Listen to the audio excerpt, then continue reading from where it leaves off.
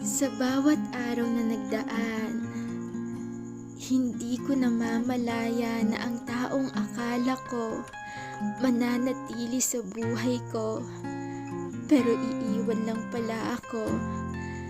Mahal, sana sinabi mo na dadating sa punto na ako na lang pala mag-isa sa laban, na nais ko lang naman sana na nandyan ka pa. Pero siguro ganun talaga, no? Kung ayaw na ng isang tao, kahit anong pilit mo, eh wala ka nang magagawa dito. Wala ka nang magagawa kundi tanggapin na mahal ka niya sa umpisa.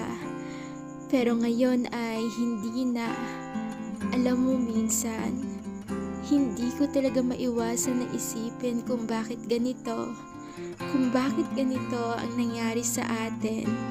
Kasi sa simula, masaya naman tayo. Di ba sabi mo pa nga mapagod ka lang pero hindi mo ako iiwan? Pero bakit sa panahon na napagod ka at kailangan kita, bakit iniwan mo akong mag-isa?